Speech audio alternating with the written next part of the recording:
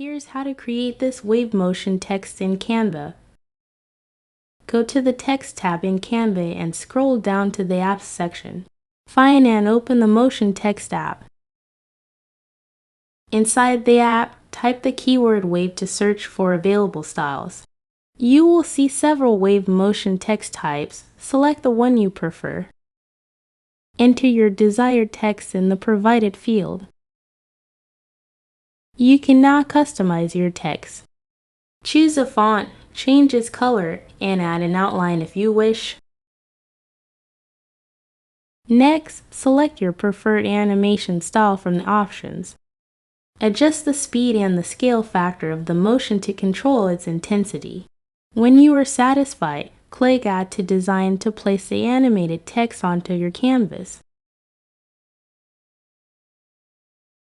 Once your project is complete, click the Share button, choose Download, and select the MP4 video format to export your creation.